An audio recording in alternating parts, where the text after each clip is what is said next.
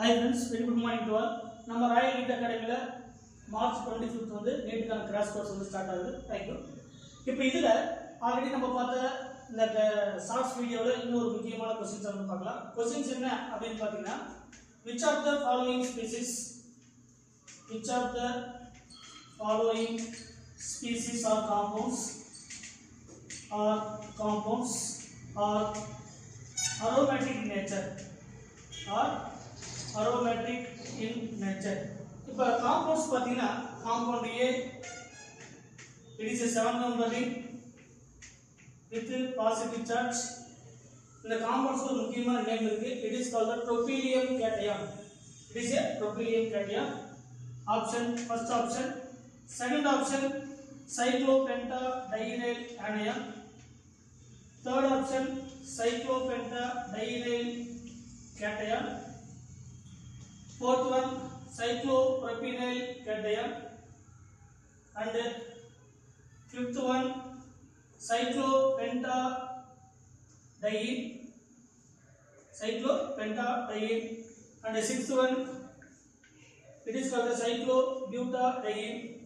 These are the example. Another category இந்த கேட்டகரியில பாத்தீங்கன்னா நிறைய எக்ஸாம்பிள்ஸ் இருக்கு. ஒன்று ஒண்ணா பார்க்கலாம்.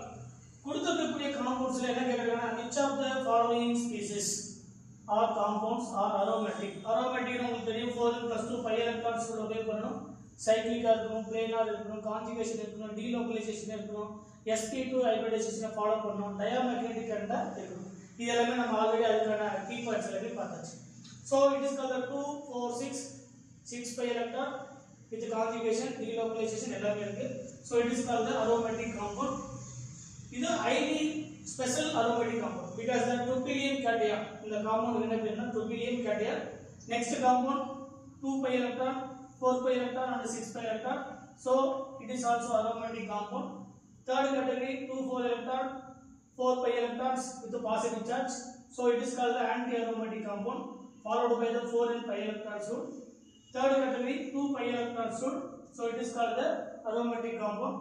And the sixth compound 2 pi electrons and 4 pi electrons but no conjugation. But this is the sp3 carbon. Aromatic or anti-aromatic should be sp2 hybridization. Any one of the sp3 hybridization it is called the non-aromatic compound. So it is called the non-aromatic compound because this is the sp3 carbon.